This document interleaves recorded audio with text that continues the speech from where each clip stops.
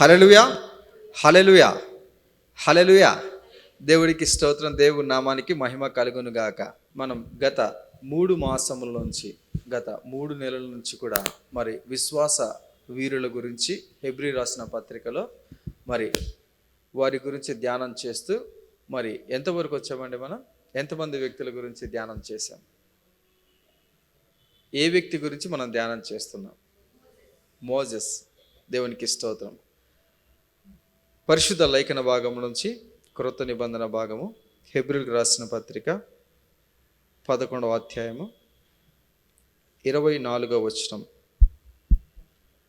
మోషే పెద్దవాడైనప్పుడు విశ్వాసమును బట్టి ఐగుప్తు ధనము కంటే క్రీస్తు విషయమై నింద గొప్ప భాగ్యమని ఎంచుకొని అల్పకాలపు పాపభోగములు అనుభవించుట కంటే దేవుని ప్రజలతో శ్రమ అనుభవించుట మేలని యోచించి ఫరో కుమార్తె యొక్క కుమారునని అనిపించుకొనుటకు ఒప్పుకొనలేదు.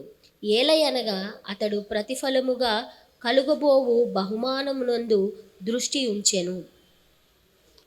విశ్వాసమును బట్టి అతడు అదృశ్యుడైన వానిని చూచుచున్నట్లు స్థిరబుద్ధి గలవాడై రాజాగ్రహమునకు భయపడక ఐగుప్తును విడిచిపోయాను. హల్లెలూయా. చాలండి. దేవునికి స్తోత్రం. చిన్న ప్రార్థన చేసుకుందాం. స్తోత్రం, స్తోత్రం, స్తోత్రం, స్తోత్రం, స్తోత్రం. మహాపరిశుద్ధమైన మా తండ్రి, ప్రేమ కలిగిన తండ్రి, కృప చూపించిన తండ్రి, ఈ సాయంకాలం వేళ నాయన మీ ప్రేమలో మీ కృపలో నాయన ఇక్కడ చేరిన మమ్మల్ని అందరినీ కూడా నాయన జ్ఞాపకం చేసుకొని మమ్మల్ని సజీవ లెక్కలో ఉంచి కాపాడుతున్నందుకు స్తోత్రం. ఆయన ఈ సమయంలో ప్రత్యేకంగా నాయన మీ వాక్యాన్ని ధ్యానం చేయబోతుండగా మీ ఆత్మతో నింపండి నాయన. వినగలిగిన చెవులు మాకు దయచేయండి నాయన. మీ వాక్యంలో దాచుకునే హృదయం దయచేయండి నాయన. మా తలంపులు మా ఆలోచనలు నాయన మీ వాక్యంతో నింపబడే విధంగా మీ వాక్యం ద్వారా మాతో మాట్లాడండి నాయన. ఈ సమయంలో నాయన అయా ఎందుకు పనికిరాను నాయన ప్రేమించిన ఆయన మీ వాక్యమును ప్రకటించే సాధనముగా బూరగా చేసుకున్నందుకు స్తోత్రం నాయన. నన్ను మీ సిలువ వెనుక మరుగు చేసినైనా మీ ఆత్మతో నింపినైనా నా మాటలు కాకుండా నాయన అయ్యా మీరు నాకు దయచేసిన మాటలు నాయన ప్రకటించటకు నాయన శక్తిని దయచేయమరుగుతున్నాయన. ఈ సమయాన్ని ఈ స్థలాన్ని మమ్మల్ని మీ చేతికి చెప్పుకున్న తండ్రి ప్రార్థన అంతా యేసుక్రీస్తు నామములో అడిగి వేడుకొని పొందినాం మా ప్రియ పరలోకపు తండ్రి. ఆమెన్. హల్లెలూయా. దేవునికి స్తోత్రం. ప్రియమైన వాళ్ళరా, హెబ్రీ పత్రికలో మనం ధ్యానం చేస్తున్నాం. హెబ్రీ పత్రికలో మనం ధ్యానం చేస్తున్నప్పుడు హెబ్రీ పత్రికలో ఉన్న విశ్వాస వీరుల గురించి మనము వారి వ్యక్తిగత జీవితాలను తెలుసుకుంటూ వారికి వచ్చిన సాక్ష్యం, వారు పొందిన బహుమానాలను, అవార్డును, రివార్డును మనం తెలుసుకుంటూ ఉన్నాం. హల్లెలూయా. కాబట్టి ప్రియమైన వాళ్ళరా, మరి లాస్ట్ వీక్లో మనం ఎందాక వచ్చి ఆగిపోయినాం. సో దేవుని పిలుపు కదా, ఆయన ఎందుకు పారిపోయాడు, పిలుస్తుంటే ఎందుకు ఆయన పారిపోయాడు, దేవుని పని చేస్తూ ఎందుకు పారిపోయాడు అనే వరకు మనం ఆగిపోయామన్నమాట. మోషే ఎందుకు పారిపోయాడు, పారిపోయిన మోషేను దేవుడు ఎందుకు పిలుస్తున్నాడు. హల్లెలూయా. అయితే నా ప్రశ్న, మోషే ఎందుకు పారిపోయాడు? మోషే ఎందుకు పారిపోయాడు? దేవుడు పని చేసేదానికి వచ్చాడు. దేవుడు ప్రణాళిక ఉందని అర్థం చేసుకున్నాడు. దేవుడు హెబ్రీ ప్రజలకు అంటే ఇశ్రాయేలు ప్రజలకు నా ద్వారా రక్షణ కలుగ చేస్తాడని విశ్వసించి వచ్చాడు. మరి వచ్చినప్పుడు అక్కడ ఒక ఐగుప్తుని కొట్టి చంపేశాడు. మరి చంపిన తర్వాత ఇతను ఎందుకు పారిపోయాడు? మనము 2 కారణాలు చూసాం. ఒకటి, మోషేకు ఫరో రాజు గురించి తెలుసు పూర్తిగా. రెండవ కారణము, ప్రభువైన యేసుక్రీస్తు వారి గురించి, యెహోవా దేవుని గురించి పూర్తిగా తెలియదు. హల్లెలూయా. కాబట్టి ప్రియమైన వాళ్ళరా, మోషేకు తెలుసు కానీ మరి దేవుని గురించి పూర్తిగా తెలియదు కాబట్టే మరి ఆయన పారిపోయినట్టు మనం గమనించగలుగుతాం. దేవుడి చిత్తం, దేవుడి ప్రణాళిక ఉంది కానీ దేవుడి సమయం ఏంటో మోషేకు తెలియదు. దేవుడి చిత్తం జరిగించటకే ఉన్నాడు కానీ ఎలా విడిపించాలో మోషేకు తెలియదు. కాబట్టి ప్రియమైన వాళ్ళరా, అక్కడ చూస్తే దేవుని చిత్తం, దేవుని ప్రణాళిక, దేవుని సమయం తెలుసుకోవాలంటే, దేవుని యొక్క పని చెయ్యాలంటే ముందుగా దేవుడి యొక్క గుణగణాలను తెలుసుకోవాలి. హల్లెలూయా. దేవునికి స్తోత్రం. జాబ్ వెళ్ళేటప్పుడు, జాబ్లో చేరినప్పుడు కంపెనీ గురించి తెలుసుకొని మీరు చేరతారా? కంపెనీ తెలియకోకుండా, అసలు కంపెనీ పేరు కూడా తెలియకోకుండా జాయిన్ అవుతారా? కాలేజ్లో మీరు చేరారు, ఇంజనీరింగ్ కాలేజ్ తెలుసుకొని చేరారా? కాలేజ్ తెలియకుండా చేరారా? స్కూల్లో చేరతారు, స్కూల్లో తెలిసి చేరతారా? పిల్లలు తెలియకోకుండా ఏదో ఒక స్కూల్లో చేర్పించేద్దామని వెళ్తారా? అన్నీ తెలుసుకొని, అంటే మ్యారేజ్ చేస్తున్నప్పుడు కూడా ఇటువైపు అటువైపు కూడా అన్నీ తెలుసుకొని చేస్తారు. అన్నీ చూసి అన్నీ కరెక్ట్గా ఉంటేనే, పర్ఫెక్ట్గా ఉంటేనే మరి మ్యారేజ్ అనేది చేస్తారు. ఇక్కడ కూడా ఏంటంటే మోషేకు out side of the God, అంటే బయట ఉన్న దేవుడు తెలుసు, కానీ లోపల ఉన్న దేవుడు తెలియదు. హల్లెలూయా. దేవుడి యొక్క గుణగణాలు తెలీదు. దేవుడు విడిపిస్తాడు, దేవుడు శక్తిమంతుడు, దేవుడు బలవంతుడు, దేవుడు గొప్పవాడు, దేవుడు సర్వశక్తిమంతుడు అని తెలుసు, కానీ ఎలా విడిపిస్తాడో తెలియదు. అందుకనే దేవుడి యొక్క గుణగణాలు తెలియదు కాబట్టే మోషే అక్కడ పారిపోయినట్టు మనం గమనించగలుగుతాం. అంటే దేవుడి స్వరము మోషే ఇంకా వినలేదు, అంటే దేవుడి యొక్క కార్యాలు, ఇంకా దేవుడి యొక్క కార్యాలు మోషే చూడలేదు. దేవుని స్వరం వినలేదు, దేవుడు దర్శనం పొందుకోలేదు, దేవుడి యొక్క కార్యాలు చూడలేదు. ఇప్పుడు నేను చెప్పడం వేరు, నేను అనుభవించి చెప్పడం వేరు, మీరు వినడం వేరు. కానీ మీరు అనుభవిస్తే మీరు చెప్పే మాటల్లో చాలా విలువ ఉంటుంది, చాలా శక్తి దాగి ఉంటుంది. మేము విన్నాము దేవుని స్వరాన్ని, మేము దేవుని దర్శనాన్ని చూసాము, మేము దేవుడి వాక్యం ద్వారా నడిపించబడ్డాము, ఆత్మీయంగా మేము బలపడ్డామని మీరు చెప్పగలుగుతారు. హల్లెలూయా. అలాగనే మోషేకు డైరెక్ట్ కాంటాక్ట్ లేదు, మోషేకు దేవునితో సహవాసము లేదు. అందుకనే మరి మోషే భయపడి అక్కడి నుంచి, ఫరో దగ్గర నుంచి, ఐగుప్తు దేశం నుంచి ఆయన పారిపోయినట్టు మనం గమనించగలుగుతాం. మరి దేవుడు పని చేయటికే ముందుకు వచ్చాడు కదా, దేవుడు పని చేయటికి వచ్చాడు, కానీ కొంత తెలుసు, చాలా తెలీదు, లిమిటెడ్గా, అంటే కొంత నాలెడ్జ్ తెలుసు దేవుని గురించి, పూర్తిగా తెలియదు. అందుకనే దేవుడి పని చేయాలని కోరిక ఉన్నప్పటికీ కూడా ఆయన పారిపోయినట్టుగా మనం గమనించగలుగుతాం. ఈ సమయంలో ప్రత్యేకంగా యవనస్తులందరూ కూడా దేవుని పని చేయాలని ఆశపడుతూ ఉంటారు. నేను ఆ పని చేయాలి, నేను ఈ పని చేయాలి, దేవుని కోసం ఇలా చేయాలి, దేవుని కోసం అలా చేయాలి, ఖచ్చితంగా ఎంతో ఉర్రూగులతో, మరి కోరికలతో, ఆశలతో, మరి దేవునికి ఏదైనా నేను చేయాలి ఎంతో ఆశపడుతూ ఉంటారు. కానీ ఆ సమయం అనేది మీకు రాకోకుండా ఉంటుంది. ఒకవేళ వచ్చినా కూడా ఒకటి చేయబోయి ఇంకొకటి చేస్తారు. కాబట్టి ప్రియమైన వాళ్ళరా, మోషే ఎందుకు పారిపోయాడంటే గన దేవుని యొక్క గుణగణాలు పూర్తిగా తెలియదు. హల్లెలూయా, దేవునికి స్తోత్రం. కాబట్టి మరి పారిపోయినట్టు మనం గమనించగలుగుతాం.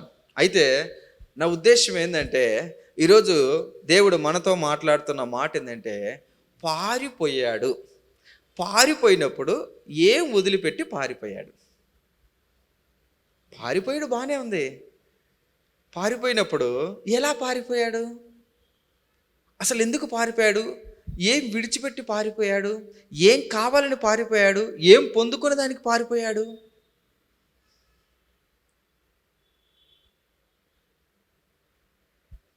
సరే, మనకు వర్షాలు వచ్చాయి, పూర్తిగా మన ఇంట్లోకి అన్ని నీళ్ళు వస్తున్నాయి అనుకోండి, మనకు అనౌన్స్మెంట్ వచ్చింది, గోదావరి జలాలు వచ్చినప్పుడు అనౌన్స్మెంట్ చేస్తారు, ఇది ప్రమాదము మొదటి హెచ్చరిక, ఇది ప్రమాదము రెండవ హెచ్చరిక, ఇది ప్రమాదము మూడవ హెచ్చరిక, ఇక ప్రమాదము నాలుగవ హెచ్చరిక ఉండదు.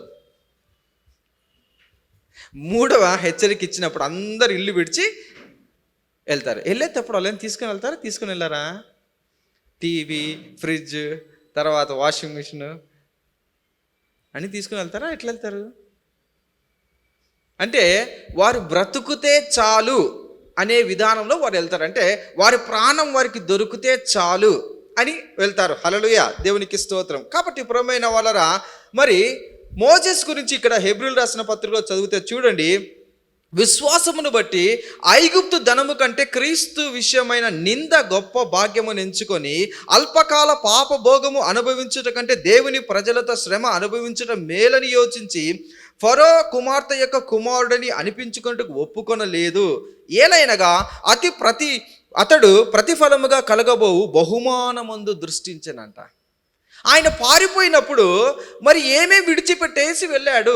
ఆయన పారిపోయినప్పుడు ఏమి పొందాలని పారిపోయాడు. ఈయన ఎవరు అసలు? రాజకుమారుడే కదా, రాకుమార్తె కుమారుడు. హ్యాపీగా ఫాదర్ దగ్గరికి వెళ్ళి, ఫరో ఫాదర్ దగ్గరికి వెళ్ళి, సారీ ఏదో పొరపాటు అయిపోయింది, ఇంకోసారి ఇట్లా చేయండిలే అని రాజీ పడచ్చు కదా. ఆయన కూడా మన మాదిరి, అసలు రాజీ పడే సమస్య లేదు. అసలు ఇంట్లో కొట్లాడైతే బయటికి వెళ్ళిపోవడం, అసలు మళ్ళీ కాల్ వచ్చేంత వరకు బయటనే తిరగడం. ఇంట్లో తల్లిదండ్రులు అడుగుతూ ఉంటారు, సరే ఏదో పొరపాటు అయిపోయిందిలే, కోపంలో అన్నాలే, ఇంటికి వచ్చేసి త్వరగానే. యవనస్తులు అయితే బయటికి వెళ్తారు, ఇంట్లో ఏదైనా ఒక మాట అంటే, డాడీ మమ్మీ ఒక మాట అంటే బయటికి వెళ్తే మళ్ళీ వాళ్ళే ఫోన్ చేసి పిలవాలి. నో నో, లేదు మామ, తగ్గేది లేదు, అసలుకు పోయేది లేదు, ఫోన్ వస్తేనే అసలుకు నా తప్పు లేదు అసలుకు. కోపంలో మాట్లాడితే ఏమైనా మాట్లాడతారా కదా? జరిగింటే దేవునికి స్తోత్రం. నేను కూడా అట్లే పారిపోయా, అందుకని అంత కాన్ఫిడెంట్గా చెప్తున్నా. వెళ్ళిపోయి ఏం చేయని అర్థం కాక బస్ స్టాండ్లో పడుకున్నా. అంటే ఎక్కడికెళ్ళి తెలియదు కదా, కోపంలో వెళ్ళిపోతాము, ఎక్కడికెళ్ళో తెలియదు కదా. మళ్ళీ మా డాడీ వచ్చి లేపి ఇంటికి వెళ్ళి పడుకుందా నాన్న, ఎందుకు ఇక్కడ అని తీసుకొని వచ్చాడు. హల్లెలూయా. అయితే పారిపోయినప్పుడు మరి ఏం పోగొట్టుకున్నాడు, మరి పారిపోయినప్పుడు ఏం పొందాలని పోయాడు, ఇది మన అంశం. హల్లెలూయా. కాబట్టి ఒకవేళ నీవు నేను కూడా దేవుని పని చేయాలనే ఆశ ఉంటే, ఆ కోరిక ఉంటే, ఆ పిలుపు ఉంటే, మరి ఎన్నిక నువ్వు చేయబడి ఉంటే ఏమి విడిచిపెట్టాలి, ఏమి విడిచిపెట్టకూడదు. హల్లెలూయా. హెబ్రీయులకు రాసిన పత్రిక 11వ అధ్యాయం 24 నుంచి 26 చూస్తే కనుక ఆయన ఏమి పోగొట్టుకున్నాడు, ఎందుకు వద్దనుకున్నాడు, ఎందుకు విసర్జించడానికి ఇష్టపడ్డాడు, ఏం పోగొట్టుకున్నాడంట? మొట్టమొదటిది ఐగుప్తు ధనము కంటే. ఏంటండి మొట్టమొదటిది? ఐగుప్తు ధనము కంటే అంటే పైసలు, మన భాషలో పైసలు, డబ్బులు వదిలిపెట్టుకున్నాడట. ఎందుకు, ఏం అవసరం అసలుకు? డబ్బులు ఎవరన్నా వదిలిపెట్టుకుంటారా చెప్పండి? 10 రూపాయల నోటు పోతేనే లైటు లాంతరు అన్నీ పెట్టి అసలు 10 రూపాయలు పోయిందని తిరిగే టైపు. మరి ఇంత రాజకుమారుడు అయ్యండి, మంచి ప్రాపర్టీ కలిగిండి, అంత ధనం ఉండి ఎందుకు ధనాన్ని వదిలిపెట్టేసుకున్నాడు? పైగా ఇంకో క్లాస్ ఏంటి? ఐగుప్తు ధనము కంటే క్రీస్తు విషయమైన నింద గొప్ప భాగ్యం అంట. మనలో అన్నమాట, మనమైతే వెళ్తామా? అది మళ్ళీ నింద పొందేదానికి వెళ్తామా? తగ్గే ప్రసక్తే లేదు అసలుకు. ఏమన్నా కానీ నా వాట నాకు రావాల్సిందే. ప్రేమైన వర్లరా చూడండి, ఒకటి ఐగుప్తు ధనాన్ని ఆయన విడిచిపెట్టి పారిపోయాడు. ఏం విడిచిపెట్టిపోయాడంటే ఆయన ఐగుప్తు ధనాన్ని విడిచిపెట్టి పారిపోయాడు. రెండవది ఏంటంటున్నాడంటే అల్పకాల పాప భోగము అనుభవించుట కంటే, అల్పకాల పాప భోగము అనుభవించుకంటే అంటే మన భాషలో సుఖాలు, సౌఖ్యాలు, మన కోరికలు, ఆశలు అన్నీ కలుపుకోండి. అంటే లోకాశలన్నీ కూడా దీని కింద వచ్చేస్తాయి. ఏంటంట? అవి వదిలిపెట్టుకొని ఏం పొందేదానికి వెళ్ళాడంట? దేవుని ప్రజలతో శ్రమ అనుభవించుటకు. ఈరోజు పారిపోయేది, బయటికి పోయేది అన్నిటేంది? ఎంజాయ్మెంట్ కోసం వెళ్తారు, అంతే కదా? కాదా?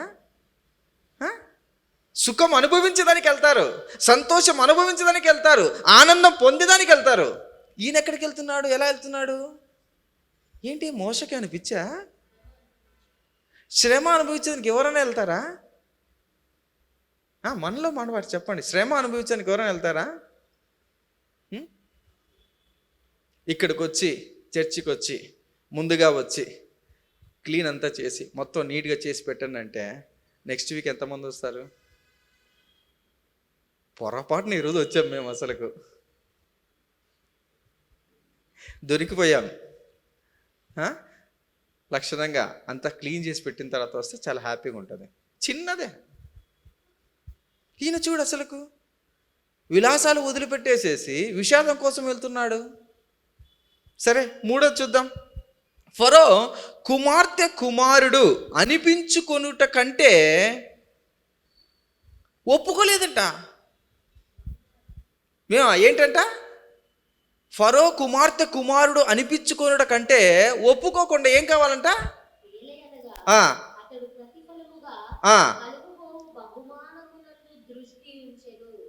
చూడండి, ఆయన ప్రతిఫలముగా బహుమానము కలగబోవు. అది ఏదో వస్తుంది బహుమానము. ఏ బహుమానము తెలీదు, ఎలా ఉంటుంది తెలీదు, ఎవరిస్తారు తెలీదు, ఎక్కడ దొరుకుతుంది తెలీదు. ఏంటి కుమారుడు అంటే ఏంటి? బ్రాండ్. వైఎస్ఆర్ ఫ్యామిలీ అంటే ఏంటి అసలుకు? Brand. Chandrababu Naidu brand, KCR brand కదా? పేరు అన్నమాట. ఏం వదిలిపెట్టుకుంటున్నానంట? రాజు హోదా వదిలిపెట్టుకుంటున్నాడు, ఆ పేరును వదిలిపెట్టుకుంటున్నాడు, ఆ బ్రాండ్ను వదిలిపెట్టుకుంటున్నాడు, ఆ ఫ్యామిలీని వదిలిపెట్టుకుంటున్నాడు. చాలా జాగ్రత్తగా ఆలోచించాలి. 3 విషయాలు ఆయన వదిలిపెట్టుకుంటాడు. దేనికోసం అంట? ఏదో బహుమానం కలుగుతుందంట. ఎప్పుడు కలుగుతుందో తెలియదు, ఎలా కలుగుతుందో తెలియదు, ఎవరిస్తారో తెలియదు. కానీ ఈయన మాత్రము కలగబోయే బహుమానం గురించి ఇప్పుడే నిర్ణయం తీసుకొని ఆయన ఇక్కడి నుంచి వెళ్ళిపోతున్నాడు. నిజంగా మోషేకు పిచ్చి అంటారా? కరెక్ట్ అంటారా? ఏం చక్రి, ఏమంటా? మంచి పని చేసినంట, పిచ్చి పని చేసినంటవా మోషే? మంచి పనేనా? ఎలా చేశాడు మంచి పని? ఎందుకు? మైకి మంచి పని చేశాడు, ఎలా చేశాడని చెప్తున్నాడు. చక్రి తీసుకో. మంచి పని అంటే ఎందుకు మంచి పని చెప్పు. ఏం కాదు, నువ్వు మంచి పని అన్నావు కదా, ఎందుకు? నీ హృదయంలో ఒక థాట్ వచ్చి ఉంటుంది కదా. ఎస్, దేవుని మీద విశ్వాసం పెట్టుకుని. దేవుని మీద విశ్వాసం. హల్లెలూయా, దేవునికి స్తోత్రం. మంచి విషయం చెప్పాడు. దేవుని పైన విశ్వాసం అంట. ఈ విశ్వాసం కనపడుతుందా? కనపడుతుందమ్మా? కనపడుతుందా? సరే, ఒకసారి హెబ్రీయులకు రాసిన పత్రిక అదే 11వ అధ్యాయం మొదటి మాట చదవండి. విశ్వాసము నందున్నది నిరీక్షింపబడిన వాటి యొక్క నిజ స్వరూపమును అదృశ్యమైనవి ఉన్నవంటకు రుజువై ఉన్నది. అంటే ఈ విశ్వాసం అనేది నువ్వు ఖచ్చితంగా చూడలేవు, కానీ ఉందని నమ్మగలుగుతావు. గాలి ఉందా? ఏందన్నా నీకేం ఈరోజు స్విచ్ పెట్టింది? అసలు ఏం ప్రశ్నలు వేస్తున్నాను? అసలు గాలి పీల్చుకోండి మనిషి ఉండగలుగుతాడు? అసలు ఉంది. మరొకసారి చూపించు. నో. హల్లెలూయా. విశ్వాసం అనేది కూడా ఇది కనిపించదు, కనిపించని పదార్థం ఇది. అలానే లేదని చెప్పగలుగుతావా? లేదు. అలాగనే మోషే కూడా ఏం చేస్తున్నాడంటే విశ్వాసంతో దేవుడు నాకు ప్రతిఫలం ఇస్తాడు. ఎలా మనకు అర్థం కావాలి? రోడ్డు పైన ఎవరైనా పడిపోయినప్పుడు టక్కని లేపి మంచిని దాపి కొద్ది ధైర్యపరిచి వెళ్తారు. పక్కనున్న వాళ్ళు అంటారు, ఎందుకు బాబు వాళ్ళందరూ పోతుంటే నువ్వెందుకు చేసావంటే, దేవుడు చూస్తుంటాడండి, నేను ఇప్పుడు చేస్తే రేపు పొద్దున నాకు కానీ నా కుటుంబానికి ఎవరికైనా కానీ ఆయన హెల్ప్ చేస్తాడు ఖచ్చితంగా. హల్లెలూయా.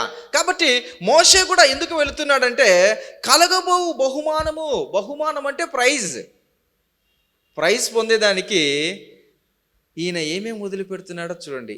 ఏ ప్రైజ్ వస్తుందో తెలియదు. పోనీ ప్రైజ్ ఏమి డిక్లేర్ చేశాడా? లేదు. ఏ ప్రైజ్ వస్తుందో తెలీదు. చూడండి, ఏ ప్రైజ్ వస్తుందో తెలీదు మోషేకు. అయినప్పటికీ కూడా మోషే జీవితంలో మోషేకున్న ధనాన్నంతటిని కూడా వదిలేస్తున్నాడు. అయినప్పటికీ కూడా మోషేకున్న ఆ ఫరో కుమారుడు అనిపించుకున్న ఆ పేరు హోదా అంతా వదిలేస్తున్నాడు. అలాగనే చూస్తే ఆ విలాసాలు పాప భోగాలు అన్నీ కూడా వదిలేసుకొని వెళ్ళిపోతున్నాడు. హల్లెలూయా. విశ్వాసముతో కూడిన క్రియ చేస్తున్నాడు. హల్లెలూయా. జాగ్రత్తగా గమనించాలి. మోషే ఏం చేస్తున్నాడంటే విశ్వాసముతో కూడిన క్రియ చేస్తున్నాడు. హల్లెలూయా. పని చేస్తేనే ఖచ్చితంగా జీతం ఉంటుంది. దేవుడు చూస్తున్నాడని నమ్మి విశ్వసిస్తూ ఒక పని చేస్తున్నాడు. విశ్వాసముతో పని చేస్తూ ఉన్నాడు. హల్లెలూయా. దేవునికి స్తోత్రం. ఇంత హ్యాపీ లైఫ్ను, ఇంత రిచ్ లైఫ్ను, ఇంత లగ్జరియస్ లైఫ్ను, ఇంత రాయల్ లైఫ్ను, ఇంత అబెండెంట్ లైఫ్ను ఎందుకు వదులుకుంటున్నాడు? సరే, విడిచిపెట్టేశాడు, వదిలిపెట్టేశాడు అని అనుకున్నాం. ఎందుకు వదిలిపెట్టుకుంటున్నాడు? బహుమానము ప్రైజ్ ఏదో మనకు తెలియదు కదా. క్విజ్ రాసేటప్పుడు ప్రైజ్ చెప్తేనే ఇంట్రెస్ట్గా ఉంటుంది, లేకపోతే ఇంట్రెస్ట్ ఉండదు. మీకేం ఇవ్వబడదు అంటే ఎంతమంది వస్తారు? ఎవరు రారు. మీరు కరెక్ట్గా స్కూల్లో కానీ కాలేజీలో కానీ ఆఫీస్లో కానీ పనిచేసేటప్పుడు మంచిగా మీరు పనిచేస్తే మీకు ఒక చాక్లెట్ ఇస్తానంటే నువ్వు ఇచ్చే 5 రూపాయల చాక్లెట్ 10 రూపాయల చాక్లెట్ మేము ఇంత కష్టపడాలా అంటారు. ఆ ప్రైజ్ ఏంటో తెలియకపోతే యూ కెనాట్ వర్క్. హల్లెలూయా. ఆ ప్రైజ్ ఏంటో తెలియదు మోషేకు, కానీ ఆ ప్రైజ్ గురించి దేవుడిచ్చే బహుమానం ఎంత ఉన్నతమైందని ఊహించుకుంటున్నాడు. ఊహించుకొని ఏం చేస్తాడంటే ఉన్నవన్నీ పోగొట్టుకుంటున్నాడు, ఉన్నవన్నీ వదిలేశాడు. ప్రియమైన వారలారా, ఒక్కసారి గమనిస్తే మరి ఏం వదిలిపెట్టుకున్నాడు, ఎటువంటి విషయాలు వదిలిపెట్టుకున్నాడంటే మొట్టమొదటి చూసాము, ఒకటి ధనమును చూసాము, రెండవది వచ్చేసి సుఖాలు, విలాసాలు, లగ్జరీస్ లైఫ్ను వదిలిపెట్టుకున్నాడు, మూడవది వచ్చేసి పేరును వదిలిపెట్టుకున్నాడు. ప్రేమైన వాళ్ళరా, మోషేకు తెలియకుండా మోషే ఏం చేస్తున్నా అంటే లోకములో ఉన్న దురాశలన్నిటిని కూడా, లోక ఆశలన్నిటిని కూడా వదిలేసుకుంటున్నాడు. హల్లెలూయా, దేవునికి స్తోత్రం. అయితే మరి మొదటిగా చూద్దాం, అసలు ధనం ఎందుకు వదిలిపెట్టుకున్నాడు అసలుకు. ఈ రోజుల్లో అయితే తెలంగాణలో అయితే మా 4 ఫాదర్స్ది ప్రాపర్టీ అని ఇప్పుడు పోయి కేసేసి మాకు ఎంత ఇస్తావో చెప్పు అంటున్నాడు కదా. నిజాం వారసులు అయితే ఇప్పుడు కూడా ఈ ల్యాండ్ మాది, ఆ ల్యాండ్ మాది, ఈ ప్రాంతం మాది, ఈ ప్రాంతం మాది, ఎవరెవరు వస్తారు ఎప్పుడెప్పుడు కేసేస్తారో తెలియదు. ఈయనంట ఆయన ప్రాపర్టీ ఎంత పెట్టుకొని, అధికారం పెట్టుకొని, ధనము పెట్టుకొని, అన్ని వదిలేసేసి ఒంటరిగా వెళ్ళిపోయాడు. జాగ్రత్తగా ఆలోచించాలి. మొట్టమొదటి ధనముతో వచ్చే సమస్య ఏంటి, ఎందుకు ధనాన్ని ఆయన రిజెక్ట్ చేశాడు, ఎందుకు ధనాన్ని వద్దని చెప్పాడు, ఏంటి ధనముతో సమస్య ఏంటి, ధనమున్న ఏమైనా ప్రాబ్లం ఏమన్నా, ధనం సంపాదించడం, ధనము కలిగి ఉండడం ఏమైనా తప్ప. చూద్దాం బైబిల్లో. హల్లెలూయా. ధనముతో వస్తే సమస్యలు ఏంటి, ధనము ఉండడం లాభమా లేదా నష్టమా? సామెతల గ్రంథము 27వ అధ్యాయము 21వ వచనం చదువుకుందాం. ధనము శాశ్వతము కాదు, కిరీటము తరతరములు ఉండునా. ధనము శాశ్వతము కాదంట. దేవునికి స్తోత్రం. ప్రేమైన వాళ్ళరా, ఎందుకు మోషే ధనాన్ని వదిలిపెట్టుకుంటున్నా అంటే ధనము శాశ్వతము కాదు, it is not permanent, it is not eternal. కాబట్టి అది టెంపరీ మాత్రమే తెలుసుకున్నాడు. కాబట్టి ధనము నాకు వద్దు అంటున్నాడు. అలాగనే చూడండి, మొదటి తిమోతికి రాసిన పత్రిక 6వ అధ్యాయము 17వ మాట. ఇహమందు ధనవంతులైన వారు గర్విష్ఠులు కాక, అస్థిరమైన ధనమునందు నమ్మిక యుంచక, సుఖముగా అనుభవించుటకు సమస్తమును మనకు ధారాళముగా దయచేయు దేవుని యందే నమ్మిక యుంచుడని ఆజ్ఞాపించుము. చాలండి, దేవునికి స్తోత్రం. ఈ ధనం అంటే ఏంటంటే, ఒకటి మొట్టమొదటిది ఏంటంటే అది శాశ్వతమైంది కాదు. ఈ ధనం అనేది ఏంటంటే అది అస్థిరమైంది. ఎప్పుడు ఉంటుందో ఎప్పుడు పోతుందో తెలియదు. 500 నోట్లు ఎప్పుడు పోతాయో, మరి కొత్త నోట్లు ఎప్పుడు వస్తాయో తెలియదు. 2000 రూపాయల నోట్లు ఎప్పుడు పోతుందో ఎప్పుడు వస్తుందో తెలీదు. ధనము అస్థిరమైంది. కాబట్టి ప్రియమైన వాళ్ళరా, అక్కడ రాయబడుతున్న మాట ఏంటంటే ధనము అస్థిరమైంది. కాబట్టి నీవు దేవుని పైన నమ్మకం పెట్టుకో. ధనం పైన నమ్మకం పెట్టుకుంటే అది ఎప్పుడైనా నిన్ను ముంచేస్తుంది, ఎప్పుడైనా నీకు ఉపయోగపడకుండా పోవచ్చు, ఎప్పుడైనా నిన్ను రక్షించుకోకుండా పోవచ్చు. అందుకనే ఈ మోషే ఏం చేస్తాడంటే ఈ ధనము శాశ్వతమైనది కాదు. రెండోది, ఈ ధనము అస్థిరమైనది. చూద్దాం, సామెతల గ్రంథము 11వ అధ్యాయము 28వ మాట. ధనమును నమ్ముకొను వాడు పాడైపోవును, ధనమును నమ్ముకుని వాడు ఏమైపోతాడండి? పాడైపోవును. నీతిమంతులు చిగురాకులు వలె వృద్ధి నొందుదురు. హల్లెలూయా. చూడండి, ధనమును నమ్ముకుంటే ఏమైపోతారంటే పాడైపోతాడంట. అందుకనే మోషే ఏం చేస్తున్నాడంటే, ఆయనకు తెలుసో తెలియక, నాకైతే తెలియదు కానీ మొత్తానికైతే ధనము ఉండడం నాకు సమస్య. దేవుడి పని చేయాలని ఆశపడుతున్నాడు, దేవుని ప్రణాళిక ప్రకారం అడుగులేయాలని ఆశపడుతున్నాడు, దేవుడి పరిచయం చేయాలని ఆశపడుతున్నాడు, దేవుని చిత్తాన్ని నెరవేర్చాలని ఆశపడుతున్నాడు.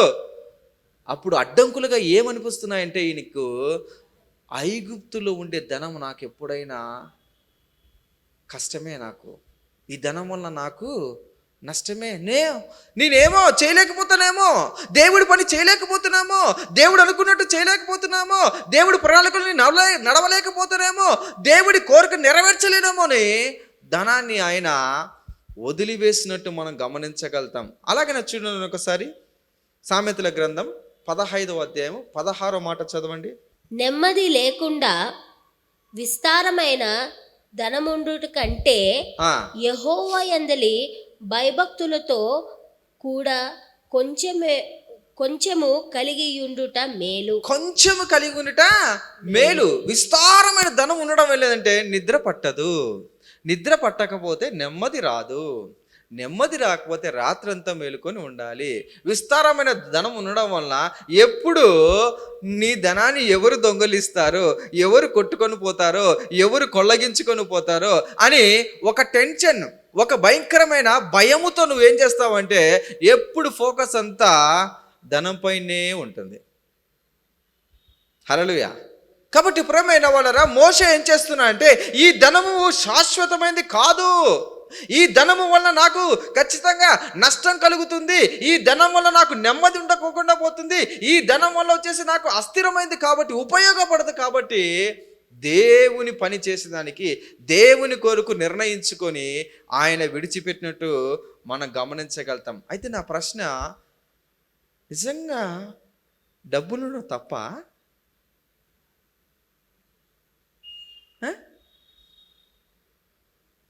డబ్బులు తప్ప? బాగున్నామన్నా అసలుకు మేమేదో మంచిగా సంపాదించాలనుకుంటా అంటే నువ్వు అసలు ఇక్కడే బ్రేక్ వేస్తున్నావు. అసలుకు మేము జాబులు చేయకూడదా, మేము సంపాదించకూడదా? అసలుకు ధనం ఉండడం తప్పు కాదు. హల్లెలూయా, దేవునికి స్తోత్రం. ఒకసారి లూకా రాసిన సువార్త 12వ అధ్యాయం 34వ మాట చదువుకుందాం. మీ ధనం ఎక్కడ ఉండునో, మీ ధనం ఎక్కడ ఉండునో అక్కడే మీ హృదయం ఉండును. అక్కడనే నువ్వు ఉంటావు. ఏంటి అదేందన్న, నేను చర్చిలో ఉన్నా కదా అంటే అంతే. ఇక్కడ ఉంటావు, నీ మనసు ఎక్కడ ఉంటుంది? అక్కడే ఉంటుంది. మనకి ఏ దానిపైన ఇష్టం ఉంటుందో, దేనిపైన మన కోరిక ఉంటుందో, దేనిపైన మన ఆశ ఉంటుందో అక్కడ మాత్రం మన హృదయం ఉంటుంది. అంటే ధనం ఉండడం తప్పు కాదు, కానీ ధనం అనే ఆశ ఉండడం తప్పు అంటున్నాడు దేవుడు. దేవునికి స్తోత్రం. క్లారిటీ వచ్చింది కదా? Okay, no problem. సంపాదించుకోవచ్చు, ఇబ్బంది లేదు. హల్లెలూయా, దేవునికి స్తోత్రం.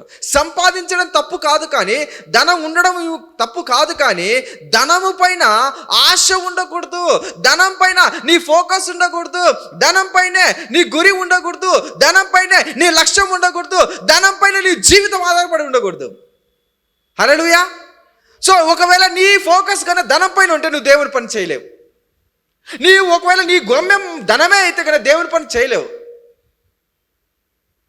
దేవునికి స్తోత్రం. కాబట్టి ప్రియమైన వాళ్ళరా, నీవు ధనం పైన ఉంటే ఏమైపోతుందంటే నీ ఫోకస్, నీ లక్ష్యము, నీ గురి అన్నీ తప్పిపోతాయి.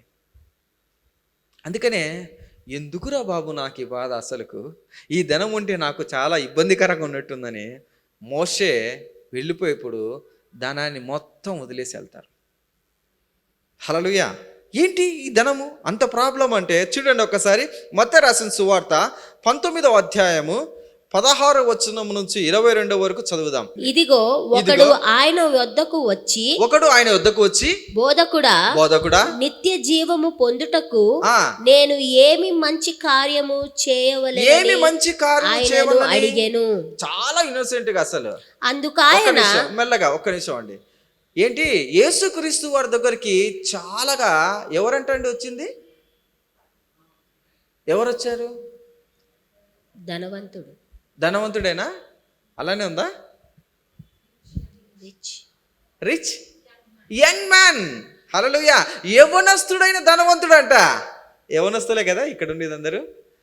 దేవునికి స్తోత్రం. యవ్వనస్తుడైన ధనవంతుడు యేసుక్రీస్తు దగ్గరకు వచ్చి చాలా ఒబిడియంట్గా నిత్య జీవం పోవాలంటే యేసయ్య ఏం చేయాలని అడుగుతున్నాడు. చదవండి ఆ క్వశ్చన్ ఆన్సర్. అందుకు ఆయన మంచి కార్యమును గూర్చి నన్నెందుకు అడుగుచున్నావు? మంచి ఒక్కడే. నీవు జీవములో ప్రవేశింపగోరిన ఎడల ఆజ్ఞను గైకొనుమని చెప్పెను.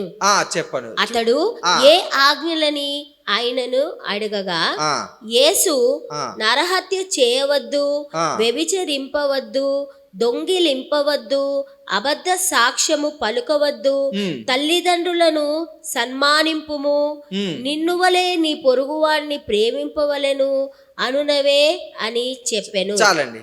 ఇప్పుడు యవ్వనస్తుడు సమాధానం ఏమిస్తున్నాడో చూద్దాం.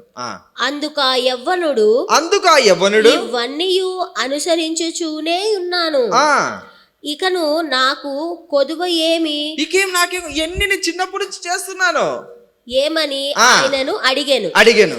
అందుకు ఆ. యేసు అందుకేసు నీవు పరిపూర్ణుడవుటకును ఆ, కోరిన ఎడల ఉమ్, పోయి నీ ఆస్తి అమ్మి ఆ. బీదలకిమ్ము, ఆ, అప్పుడు పరలోకమునందు నీకు ధనము కలుగును, ఆ, నీవు వచ్చి నన్ను వెంబడింపమని అతనితో చెప్పెను. ఉమ్. అయితే ఒక్క నిమిషం అండి. ఈ ఆఫర్ మీకు ఇస్తే మీరేం చేస్తారు? ఈరోజు దేవుడు అడుగుతున్న ప్రశ్న మీ అందరినీ కూడా ఇదే అడుగుతున్నాడు. ఈరోజు ఈ ఆఫర్ యేసయ్య మిమ్మల్ని అడిగితే మీరేం చేస్తారు? సింపుల్గా చెప్తారు, మేము ధనవంతులు కాదు కదా నాని.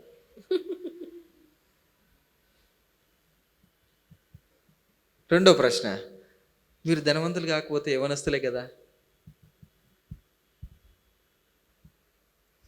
చెప్పు చక్రి, ఇదే ప్రశ్న యేసయ్య నిన్ను అడిగితే ఏం చెప్తావు? నేను వెళ్ళలేదు కదా, నా ప్రశ్న నేను వేయలేదు కదా అంటావా? ఓకే, దేవునికి స్తోత్రం. చదువుదాం. అయితే ఆ, ఆ యవ్వనుడు ఆ, మిగుల ఆస్తి కలవాడై ఉమ్. గనుక ఆ మాట విని వ్యసనపడుచు వ్యసనపడుచు వెళ్ళిపోయెను. వెళ్ళను. హల్లెలూయా. చూడండి, ఈ యవనస్తుడు గురించి ప్రత్యేకంగా మనం అందరం కూడా ధ్యానం చేయాలి. ఈ యవనస్తుడు చూడండి, రిచ్ మ్యాన్గా ఉన్నాడు, ఆజ్ఞలను మరి పాటిస్తూ ఉన్నాడు, చక్కగా తల్లిదండ్రులు సన్మానిస్తున్నాడు, చక్కగా చదువుకుంటున్నాడు, చక్కగా అన్ని విషయాలు చేస్తున్నాడు. ఈయన మనసు, ఈయన హృదయం ఎక్కడుందంట? ఇంట్లో ఎక్కడ డబ్బాలు పెట్టాడో ఆ డబ్బా దగ్గరే జరుగుతుంది. నీ హృదయము ఎక్కడ ఉందంటే కన డబ్బు డబ్బు డబ్బు డబ్బు లబ్బు డబ్బు లబ్బు. లవ్వా? ఏంది లబ్బు డబ్బా? ఓ లవ్ డబ్బా అంటే అదైతే వాళ్ళకు. ఇప్పుడు ప్రజెంట్ అంతా లవ్ కదా, ప్రేమ కదా మొత్తం జరిగేదంతా. ఎక్కడ నీ హృదయం ఎక్కడుంటుందంటే నీ చుట్టూ నువ్వు ఏది కావాలనుకుంటా అక్కడే దొరుకుతుంటుంది. అందుకనే ఇక్కడ జాగ్రత్తగా గమనించినట్లయితే ఆయన హృదయం ధనము చుట్టూ తిరుగుతూ ఉందంట. ఆయన అన్నాడు, నువ్వు నన్ను వచ్చి వెంబడించేసి ఆ ధనము ఖచ్చితంగా అమ్మి బీదలకి ఇచ్చేసి నీకు పరలోకంలో ధనం కలుగుతుంది, నువ్వు నన్ను వెంబడించున్నాడు. ఈ యవనస్తులకు తెలుసు నిత్య జీవం అంటూ ఏమి కావాలి, నిత్య జీవం ఎలా పొందుకుంటారు అని వచ్చే యేసుక్రీస్తునే టార్గెట్ చేసి అడుగుతున్నాడు. ఈరోజు ఆ యవనస్తుల వలె మన సంఘంలో ఉన్న యవనస్తులు కూడా చాలా మంది ట్రై చేస్తుంటారు, అన్నీ అడుగుతుంటారు, చెప్పిన మాట వింటారా? విని వ్యసనపడుచు వెళ్ళిపోతారు. మనం చెప్పామనుకో, ఇది ఫ్యాక్ట్ బాబు, ఇది కరెక్ట్ బాబు, ఇలానే నువ్వు ఉండాలా, ఇలానే నువ్వు జీవించాలి ఖచ్చితంగా, నీ తల్లిదండ్రులకు లోపల జీవించాలి ఖచ్చితంగా, దేవుని యందు భయభక్తులు కలిగి జీవించాలా, నమ్మకంగా జీవించాలి నువ్వు ఖచ్చితంగా అని చెప్తే ఏందన్నా ఈ రోజులు, ఏ రోజులన్నా పోయే రోజులన్నా.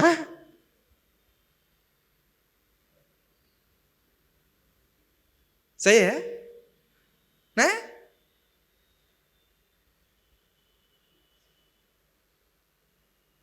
ఎలా ఉన్నారు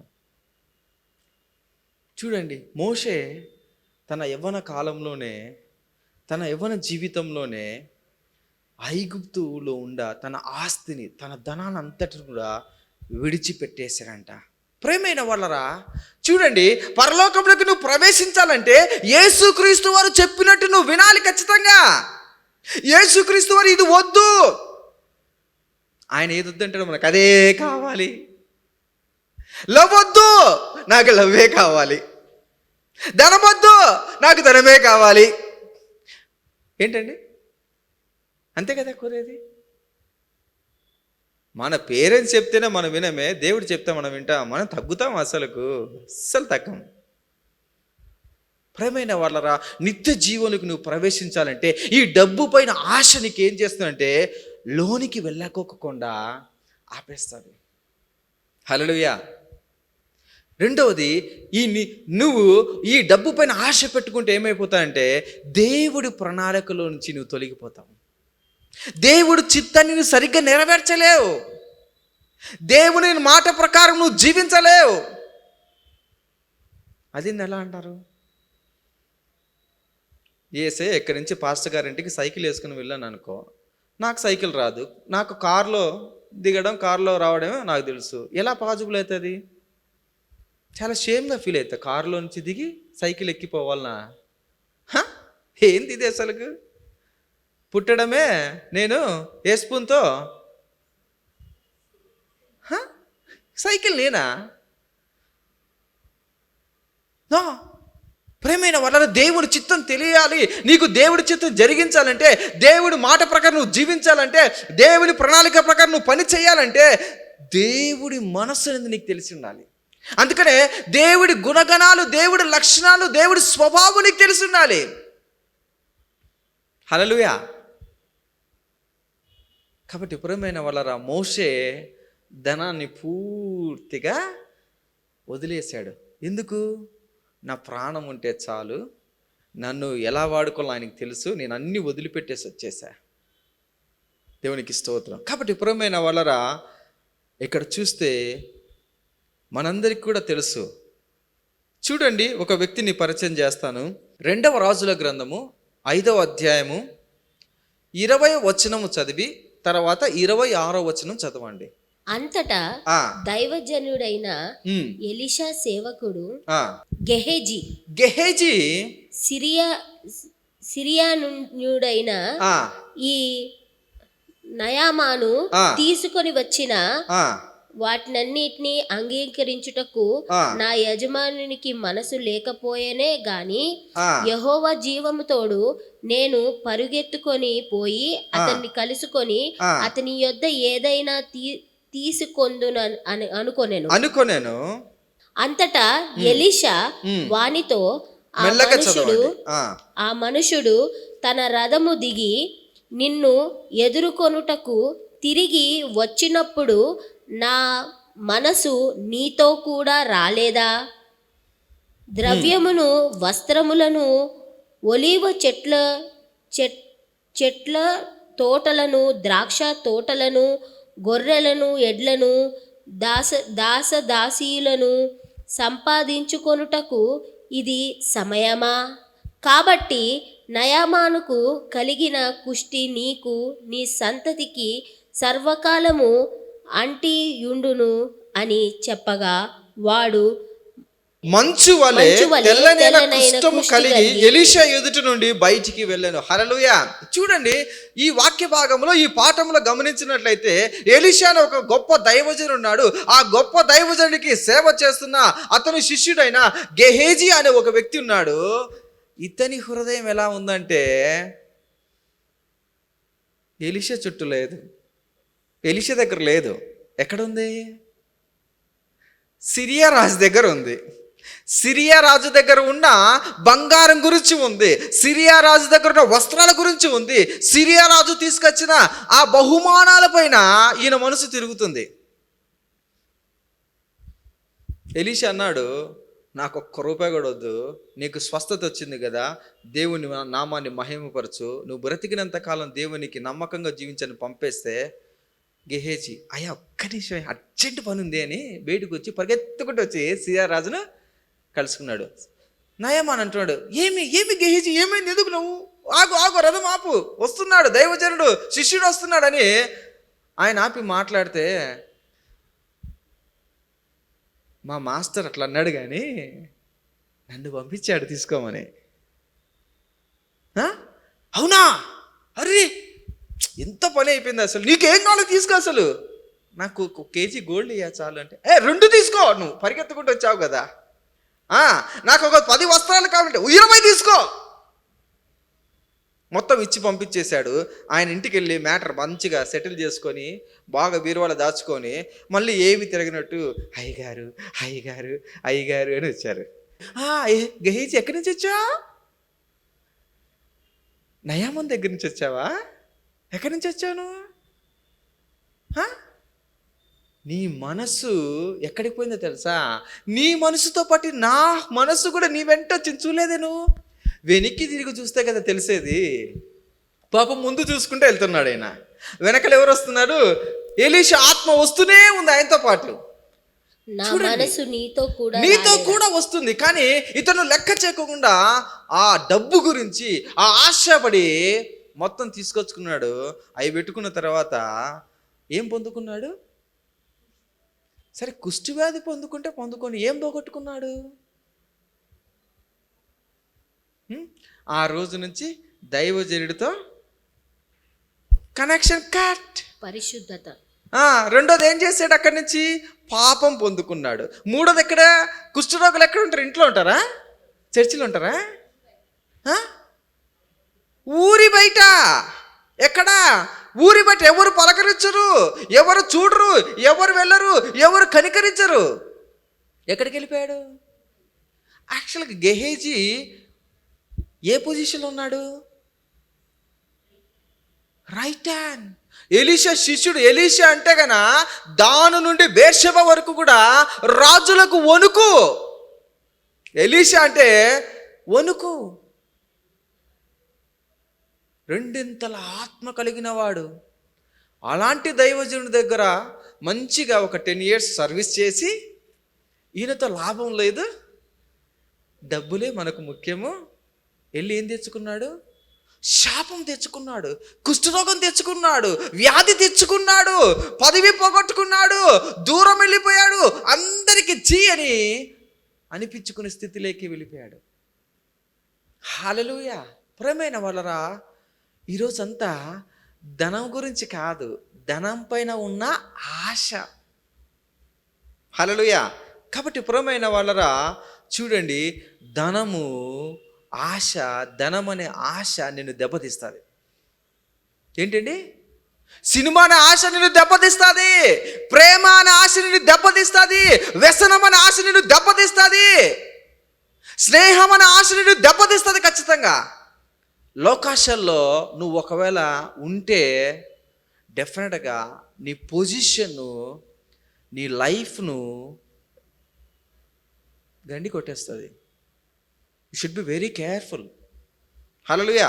దేవునికి స్తోత్రం. కాబట్టి విశ్వాసము నుంచి తొలగిపోయాడు. దేవుని ప్రణాళికలో నుంచి గెహేజీ తప్పించుకున్నాడు, పోగొట్టుకున్నాడు. నా ప్రశ్న, ఒకవేళ గెహేజీ ఆయన దగ్గర ఉంటే ఎలీషా తర్వాత స్టోరీ ఎలా ఉందంటే నెక్స్ట్ గెహేజీ అని పిలిచేవాళ్ళు. అంతకుముందు ఎవరున్నారు? ఎలీషా ఎవరి శిష్యుడు? హల్లెలూయా. ఎలీషా ఏలియాకు శిష్యరికం చేశాడు. ఏలియా తర్వాత ఎలీషా వచ్చాడు.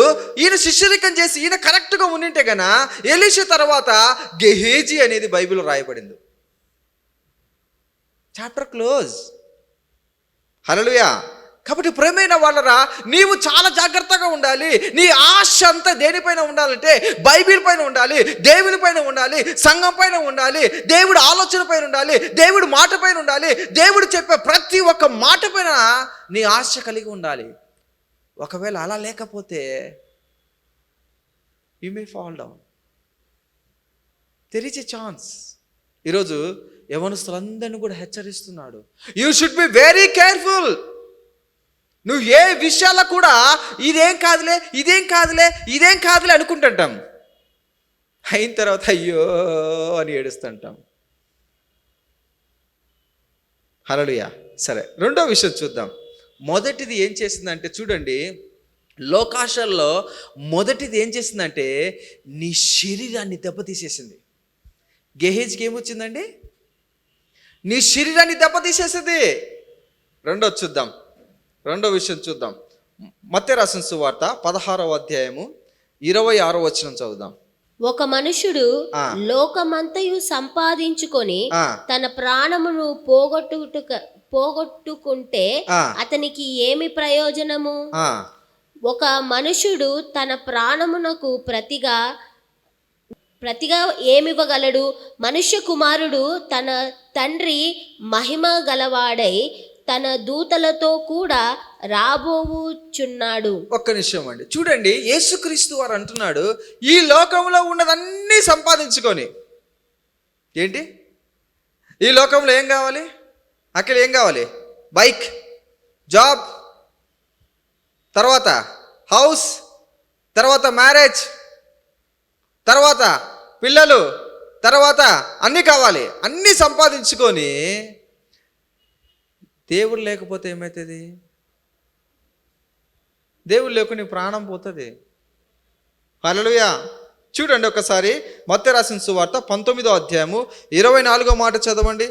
ఇది కాక ఆ. ధనవంతుడు ఆ. పరలోక రాజ్యములో ప్రవేశించుట కంటే ఆ, సూది బెజ్జములో ఒంటె దూరుట ఆ. సులభమని మీతో చెప్పుచున్నాను నేను. హల్లెలూయా. చూడండి ఏం చేస్తంటే, నువ్వు ఒకవేళ ధనం వైపు అడుగు వేస్తూ ఈ లోకపు ఆశల వైపు అడుగులేస్తూ వెళుతూ దాన్ని సంపాదించుకుంటావు, దాన్ని పొందుకుంటావు. అంటే మన భాష లోకల్ లాంగ్వేజ్లో చెప్తున్నా, లోకల్ లాంగ్వేజ్, మన లోకల్ లాంగ్వేజ్. డబ్బు కావాలి, డబ్బు కోసం అష్ట కష్టాలు పడి డబ్బులు సంపాదించుకున్నావు. ఇల్లు కావాలి, ఆ రాజకీయ నాయకుని ఈ రాజకీయ నాయకుని పట్టుకొని మొత్తానికైతే ఇల్లు సంపాదించుకున్నావు. సరే, నువ్వు ఒక అమ్మాయిని కానీ అబ్బాయిని కానీ ప్రేమించావు, కింద మీద పడి చుట్టూ తిరిగి మొత్తానికైతే ఆ అమ్మాయిని పెళ్లి చేసుకుని లేదా ఆ అబ్బాయిని పెళ్లి చేసుకున్నావు. అన్నీ చేసుకున్నావు, దేవుని పోగొట్టుకున్నావు అనుకో, దేవుని విడిచిపెట్టేసావు అనుకో, దేవుడు వద్దనుకున్నావు అనుకో, ఏం పోతుంది? You lost your soul. నీ ప్రాణం పోతుంది. నీ ప్రాణం కన్నా ఏది విలువైంది కాదు. అందుకని మోషే ఏం చేశాడంటే, తన ప్రాణం ఉంటే చాలనుకొని అన్ని వదిలిపెట్టేసేసి పారిపోయాడు. దేవుడు ప్రణాళిక కోసం పారిపోయాడు, దేవుని పని నెరవేర్చడానికి పారిపోయాడు, దేవుని పిలుపులో ఉండేదానికి పారిపోయాడు. మొట్టమొదటి ఏం చేసింది? ఈ ఆశలు ఏం చేస్తున్నాయంట? మొట్టమొదటి ఈ ఆశ ఏం చేసింది? నీ శరీరం పైన దెబ్బ కొడుతుంది. రెండవది నీ ప్రాణం పైన దెబ్బ కొడుతుంది. హల్లెలూయా. ఏంటి అదేంటిది? ఆశ పెట్టుకోవడం తప్పన్నా అంటారా? ఆశ ఉండడం మంచిదే, కానీ ఆశ తర్వాత ఇంకొకటి ఉంటుంది, దురాశ అనేది ఉంటుంది. ఎంత కావాలో మనకు బిర్యానీ అంతే తింటే బాగుంటుంది, పక్కనోడు గుడిద లాక్కొని దిక్కుంటే చాలా చాలా ప్రాబ్లం అవుతుంది. కాబట్టి ప్రేమైన వాళ్ళరా, రెండవది ఏంటంటే ఇట్ కిల్స్ యువర్ సోల్. మొదటిది నీ శరీరాన్ని గాయపరుస్తుంది. నీ శరీరాన్ని వ్యాధితో, రోగముతో, భయంకరమైన వేదన పరిస్థితులకు తీసుకెళ్తుంది. రెండవది వచ్చేసి నీ ప్రాణం పైన అటాక్ వస్తుంది. నీ ప్రాణం పోతే ఏం ప్రయోజనం చెప్పండి? అన్నీ ఉన్నాయండి. చిన్న పిల్లడు యవ్వన ప్రాణం అన్నీ ఉన్నాయండి. మీకు అర్థమయ్యేది చెప్తా. మన రింగ్ రోడ్డు గురించి, అజరుద్దీన్ కొడుకు తెలుసా మీకు? పోనీ ప్రజెంట్ మినిస్టర్, ఐటీ మినిస్టర్, వాళ్ళ కొడుకు తెలుసా మీకు? వాళ్ళ నాన్న చెప్పేవాడంట, నేను బండి కొనిండ్రా నీకు అని. నువ్వు ఎంపీవి, నాకు బండి కొనిచ్చావా?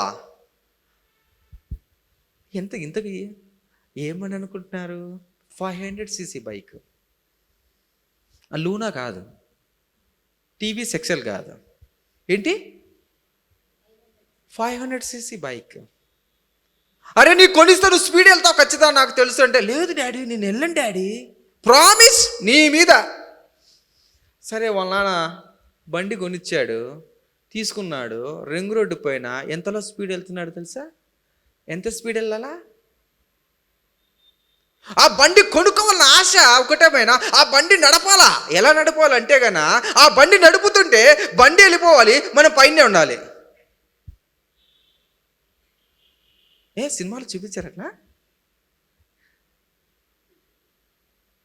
ఎందుకండి అవసరం అసలు చెప్పు? 2 యాక్సిడెంట్లు,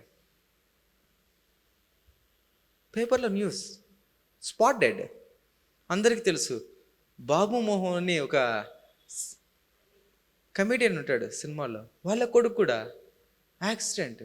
చెప్తే ఇంట్లో బండి కొనిస్తేనే, ఐఫోన్ కొనిస్తేనే కదా అడగా మనం ఇంట్లో. అసలు అయ్యా చాలా మంచి వాళ్ళు అసలుకు అడగారు కదా. బస్ ఎక్కి వస్తారేమో అందరూ. ప్రేమైన వాళ్ళరా, ఆశ ఏం చేస్తుందంటే నిన్ను, ఇట్ కిల్స్. ఆ ఆశ దురాశగా మారిపోతే ఎంత స్పీడ్ వెళ్ళాలో నిర్దేశించిన వేగానికన్నా నువ్వు ఎక్కువ వెళ్తే ఖచ్చితంగా యాక్సిడెంటే జరుగుతుంది. ఎంత తినాలో అంతే తింటే నీకు మేలు, ఎక్కువ తింటే మళ్ళీ నీకు ప్రాబ్లం. సరే, 3వ విషయం చూద్దాం. లూకా రాసిన సువార్త 18వ అధ్యాయము 25వ మాట చూద్దాం. ధనవంతుడు దేవుని రాజ్యంలో ప్రవేశించుట కంటే సూది బెజ్జములో ఒంటె దూరుట సులభమని చెప్పెను. ఇంత బతుకు బతికి ఇంటెనక చస్తే మనకేంటి లాభం? అంటే లోకల్ సామెత చెప్పా. ఇన్ని సంవత్సరాలు కష్టపడి అష్ట కష్టాలు పడి మన పరలోక రాజ్యంలోకి పోకపోతే ఎందుకు? అంటే ఈ ఆశలు ఏం చేస్తాయి? ఈ లోకానుసారమైన ఆశలు ఏం చేస్తాయి అంటే నీ శరీరాన్ని గాయపరుస్తాయి, నిన్ను నష్టపరుస్తాయి, నీ ప్రాణమును పోగొడుతుంది. చివరికి నీ ఆత్మను ఏం చేస్తాయంటే పరలోకానికి వెళ్ళకుండా ఎక్కడికి? యుఎస్ వీసా తీసుకొని నరకానికి వెళ్ళిపోతాడు స్ట్రైట్గా. అందుకని ప్రేమైన వాడరా, లోకాశలు మీరు విడిచి ఉండాలి. లోకాశల పైన మీ హృదయం ఉందంటే ఖచ్చితంగా పట్టుకుంటాయి. హల్లెలూయా, దేవుడికి స్తోత్రం. ప్రేమైన వాడరా, చూడండి, మొదటి యోహానుకు రాసిన పత్రిక 2వ అధ్యాయము 15 నుంచి 17 వరకు చదువుకుందాం. ఈ లోకమునైనను లోకములో ఉన్న వాటినైనను లోకములో ఉన్న వాటినైనను ప్రేమింపుకుడి. ప్రేమింపకడు. ఒక్క నిమిషం ఆగండి. ఏంటి లోకంలో ఏమున్నాయి? లోకంలో ఏమున్నాయి? మాకేం తెలుసు, నువ్వు చెప్తున్నావు అసలుకు. లోకంలో ఏమున్నాయి? డబ్బులున్నాయి, అంతే కదా. నేత్రాశ జీవపు డమ్ము. ఒకసారి కింద చదవండి, అదే మాట ఉంటుంది చూడండి, ఒకసారి చదవండి. ఈ లోకమునైనను లోకములో ఉన్న వాటినైనను ప్రేమింపకుడి. ఎవడైనను లోకమును ప్రేమించిన ఎడల తండ్రి ప్రేమ వానిలో నుండు. లోకమును ప్రేమిస్తే ఏమైతుందంటే నీలో దేవుడి ప్రేమ, తండ్రి ప్రేమ ఉండదు. కన్ఫర్మ్ కదా. ఇంట్లో అంటారు కదా, మమ్మీ, తల్లిదండ్రులు, ఫాదర్, మదర్ అంటుంటారు, నేను అంటే చాలా ఇష్టం అండి. వాడు ఊరికి అట్లా వెళ్తాడు కానీ మళ్ళీ వచ్చేస్తాడు, మమ్మీ మమ్మీ మమ్మీ అని వచ్చేస్తాడు, డాడీ డాడీ అని వచ్చేస్తాడు. ఇలాగనే దేవుడు కన్ఫర్మ్ చేస్తున్నాడు. లోకాశలు, నీ హృదయం లోకాశలు వెంబడిస్తుంటే, లోకంలో ఉన్న ధనం గురించి నీ హృదయం పరిగెత్తుతూ ఉంటే, లోకంలో ఉన్న ప్రేమ గురించి నీ హృదయం పరిగెత్తుతూ ఉంటే, లోకంలో ఉన్న స్నేహం గురించి నీ హృదయం పరిగెత్తుతూ ఉంటే, లోకంలో ఉన్న ఆశల గురించి నువ్వు పరిగెత్తుతూ ఉంటే, లోకంలో ఉన్న సహవాసాల గురించి పరిగెత్తుతూ ఉంటే, లోకంలో ఉన్న పరిస్థితులు నాకు కావాలని పరిగెత్తుతూ ఉంటే నీవు దేవుడికి దూరం అయిపోతావు. చదవండి. లోకములో ఉన్నదంతయు అనగా శరీరాశ, నేత్రాశ, జీవపు డంబమును తండ్రి వలన పుట్టినవి కావు. పుట్టాయండి. నేత్రాశ అంటే ఏంటి అసలు? ఇది సినిమా టైటిల్ మాదిరి ఉంది కదా. నేత్రాశ ఏంటేంటి? చూచిందల్లా కావాలి నీ కన్ను చెప్తుందంట. ఏమి చూస్తే అది కావాలి నీ కన్ను చెప్తుందంట. నేత్రాశ నో, నీకేది అవసరమో అది కావాలని చెప్పేది అది దేవుని ఆశ. అన్నీ కావాలనుకునేది లోకాశ, దురాశ. దేవునికి స్తోత్రం. ఒక్కసారి తిమోతికి రాసిన పత్రిక, మొదటి తిమోతికి రాసిన పత్రిక 6వ అధ్యాయము 7వ మాట చదవండి. సంతృష్టి సహితమైన దైవ భక్తి గొప్ప లాభ సాధనమై ఉన్నది. మనం ఈ లోకములోనికి ఏమియు తేలేదు, దీనిలో నుండి ఏమియు తీసుకొని పోలేము. కన్ఫర్మ్ చెప్పేస్తున్నాడు. నువ్వు వచ్చేటప్పుడు ఏమైనా తీసుకొచ్చావా? ఎన్ని కేజీలు బంగారు తీసుకుని వచ్చావు? పెళ్ళైనప్పుడు అడుగుతుంటారులే మామూలుగా భర్తలు, పుట్టినప్పుడు నువ్వు ఎన్ని కేజీలు తీసుకొచ్చావు బంగారు? డైమండ్స్ తీసుకొచ్చావా? నువ్వు వచ్చినప్పుడు ఏం తీసుకురాలేదయ్యా. మరి నువ్వు పోయేటప్పుడు ఏమైనా తీసుకెళ్తావా? బాగానే ఉందన్న, వచ్చేటప్పుడు ఏం తీసుకురాలి, పోయేటప్పుడు ఏం తీసుకో. నేనే కదా కష్టపడింది, నేనే సంపాదించుకుంది కదా, నావే కదా. ఎవరు తీసుకెళ్ళి ఇప్పుడు దాకా ఒక్కరు కూడా తీసుకెళ్ళి అసలుకు. మరి దేనికి? పుట్టినప్పుడు ఏం తీసుకురాకపోతే, పోయేటప్పుడు ఏం తీసుకోకుండా పోతే ఇంకెందుకు అసలుకు? ఇంకెందుకు లోకాశలు నీకు? నీకేది కావాలో అదే ఖచ్చితంగా దొరికితే చాలు. నీకెంత కావాలో అంతే వస్తే చాలు. ఖచ్చితంగా నీకేది నిర్ణయించబడిందో అది దొరికితేనే చాలు. 2 తిమోతికి రాసిన 4వ అధ్యాయము 10వ మాట నేను చదువుతాను. నా యొద్దకు త్వరగా వచ్చుటకు ప్రయత్నం చేయము. దేమా ఈ లోకమును స్నేహించి నన్ను విడిచి దెస్సలోనికకు వెళ్ళను. ప్రేమైన వాళ్ళ చూడండి, ఎవరితో అంటే అపోస్తున్న పౌలుతో ఒక వ్యక్తి ఉన్నాడు. ఆ వ్యక్తి ఏం చేస్తున్నాడంటే గెహేజీ లాగానే దేన్ని ప్రేమించాడంట?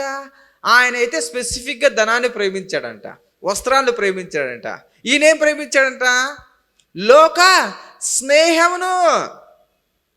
చర్చికి రాండి అంటే, అన్నా మాకు ఫంక్షన్ ఉందన్నా, అయ్యో మాకు అక్కడ ఉందన్నా, అయ్యో మాకు ఎక్స్కర్షన్ ఉందన్నా, అయ్యో మాకు ట్రిప్ ఉందన్నా, అయ్యో మనకు ఎన్ని చెప్తాం మనం అసలుకు?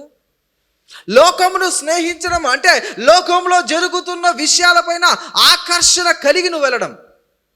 హల్లెలూయా, దేవునికి స్తోత్రం. ఏం చేశాడు దేమా అనే వ్యక్తి? చూడండి, ఎవరితో అంట? పౌలుతో. మామూలు వ్యక్తి పౌలునే విడిచిపెట్టేసి వద్దని వెళ్ళిపోయాడంట. ఎన్ని అద్భుత కార్యాలు చూసింటాడు చూడండి. చూసిండా? దేవుని శక్తి చూసిండా? దేవుని మాటలు వినిండా? దేవుడి స్వరం చూసిండా? వినిండా? దేవుడి దర్శనాలు చూసిండా? ఎంత పౌలుతో జర్నీ చేసిన వ్యక్తి లోకాన్ని స్నేహించి పౌలును వదిలేశాడంట. కాబట్టి ప్రియమైన వాళ్ళరా, నీవు కూడా ఎలా ఉండాలంటే చాలా జాగ్రత్తగా ఉండాలి. దేవుని దగ్గరికి, దేవుని సంఘం దగ్గరికి వచ్చినప్పుడు, దేవుని మాటలు నువ్వు వింటున్నప్పుడు ఖచ్చితంగా నీ గురి, నీ లక్ష్యము, నీ ఫోకస్, నీ ఎయిము, నీ అంతా కూడా దేవుని వైపే ఉండాలి. కానీ లోకం వైపు అట్లా చూసావనుకో టక్కన లాగేశాడు. ఏంటి అట్లా చెప్తా ఉన్నా అంటే, ఒకసారి బండి నడిపించేటప్పుడు ఒకసారి ఇట్లా నడిపి, ఒకసారి తర్వాత ఏమైతే చెప్పలేను యవనస్తులు. ఏమైతే తర్వాత హలో. కాబట్టి ప్రియమైన వాళ్ళరా, లోకాశలకు లోను కాకుండా మీరు ఎదగాలి. లోకాశలకు లోను కాకుండా మీరు ఉండాలి. దేవుడి ప్రణాళికలు మీరు రావాలంటే, దేవుడి పని మీరు చేయాలంటే, దేవుని మాట మీరు వినాలంటే, దేవుడి పిలుపు మీరు పొందుకోవాలంటే, దేవుడి దర్శనం మీరు చూడాలి ఖచ్చితంగా. అంటే ఎలా ఉండాలి? లోకాశల వైపు చూడకుండా పరిశుద్ధంగా, పవిత్రంగా, దేవుని యందు భయభక్తులు కలిగి జీవించడం నేర్చుకోవాలి. కొద్ది కష్టమేలే, తర్వాత ఆటోమేటిక్ అలవాటు అయిపోతుంది. హల్లెలూయా, దేవునికి స్తోత్రం. ఒకసారి 2 పేతురు రాసిన పత్రిక 2వ అధ్యాయం 5వ మాట చదువుకుందాం. 2 Peter chapter 2 verse 5. 4 నుంచి చదవండి. దేవదూతలు నేను చదువుతాను. పాపము చేసినప్పుడు దేవుడు వారిని విడిచిపెట్టక పాతాళ లోకమందలి కటిక చీకటిగల బిలములోనికి త్రోసివేసి తీర్పుకు కావల్లో ఉంచబట్టుకు వారిని అప్పగించును. మరియు ఆయన పూర్వకాలమందున లోకమును విడిచిపెట్టక భక్తిహీనుల సమూహం మీదికి జల ప్రళయమును రప్పించినప్పుడు నీతిని ప్రకటించిన నోవాహును మరి 7 ఆయన కాపాడెను. మనం విన్నాం నోవాహు గురించి. ఏంటంట? పాపము చేస్తే, లోకంలో కలుస్తే ఖచ్చితంగా దేవుడు విడిచిపెట్టాడంట. పాపం చేస్తే పనిష్మెంట్ ఖచ్చితంగా ఉంటుందంట. అందుకనే ఏం చేస్తున్నాడంటే ఇక్కడ రాయబడుతుందంటే, నోవాహు వలె ఆ భయంకరమైన పాపములో ఉంటున్న ప్రజల మధ్య నోవాహు నివసించినట్లు ప్రస్తుత పరిస్థితుల్లో నీవు కూడా విశ్వసించి రక్షణ పొందుకొని అలాగనే నడుస్తా అంటే నోవాహును కాపాడినట్టే నిన్ను కూడా కాపాడతాడు. వాళ్ళు మునిగిపోయేటప్పుడు ఏమనుకుంటారు? అరే నోవాహు చెప్పినారు అసలు మనం వినకపోతే, అసలు అరే నువ్వేరా చెప్పిందంతా, వాడు కరెక్ట్గా చెప్పాడు, నేను వినలేదు అసలుకు అనుకోరా? తప్పు చేసినప్పుడు అనుకుంటాం. ఇక్కడ కూడా చూడండి, పాపము చేస్తే దేవుడు వదిలిపెట్టడు. ఎవరైతే కన్నా భక్తిహీనత లోకం వైపు వెళ్ళి లోక ఆశలతో లోనయ్యి లోక ఆశల్లో ఉంటూ లోక ఆశలతో జీవిస్తూ మునిగిపోయి ఉంటే ఖచ్చితంగా ఒకరోజు ఖచ్చితంగా నువ్వు పట్టబడతావు. దేవునికి స్తోత్రం, దేవుని నామానికి మహిమ కలుగును గాక. కాబట్టి ప్రియమైన వాళ్ళ, అందుకనే పౌలు భక్తుడు అంటాడు, నేను పరలోకాన్ని స్వతంత్రించుకునేదానికి, పరలోక రాజ్యంలో ప్రవేశించేదానికి, యేసు క్రీస్తు వారితో ఉండేదానికి నేను అన్ని నష్టముగా ఎంచుకున్నా. ఇంకో మాట చెప్పమంటారా? పెంటగా ఎంచుకున్నా అంటాడు. ఎందుకు? మోషే కూడా అలానే చేశాడు. ఏం చేశాడు? ఓసారి ఆ మాట చదువుదామా? ఫిలిప్పీయులకు రాసిన పత్రిక 3వ అధ్యాయము, ఫిలిప్పీయులకు రాసిన పత్రిక 3వ అధ్యాయము 7వ మాట చదవండి. అయినను ఏవేవి నాకు లాభకరములై ఉండెనో వాటిని క్రీస్తు నిమిత్తము నష్టముగా ఎంచుకొంటిని. నిశ్చయముగా నా ప్రభువైన యేసు క్రీస్తును గూర్చిన అతి శ్రేష్టమైన జ్ఞానము నిమిత్తమై సమస్తమును నష్టముగా ఎంచుకొంచుచున్నాను. ఏ విధము చేత నేను చదువుతానండి. ఏ విధము చేతను మృతుల్లో ఉండి నాకు పునరుత్థానం కలగవలని, ఆయన మరణ విషయంలో సమాధానము అనుభవం కలవాడనై సమానుభావం కలవాడే ఆయన పునరుత్థాన బలం ఎరుగు నిమిత్తము, ఆయన శ్రమలో పాలివాడంటూ ఎట్టిదో ఎరుగు నిమిత్తము సమస్తం నష్టపరుచుకొని వాటిని దేంతో పెడుతున్నాడు ఆయన? = మీ బైబిల్ అనందా? ఒకసారి చదవండి. నష్టపరుచుకొని ఆయన శ్రమలో పాలివాడగునట్లు ఎట్టిదో ఎరుగను నిమిత్తము సమస్తము నష్టపరుచుకొని వాటిని పెంటతో సమానముగా ఎంచుకొనుచున్నాను. పెంటతో సమానంగా ఎంచుకుంటున్నాడంట. ఎందుకు ఆ టైటిల్ పెడుతున్నాడు?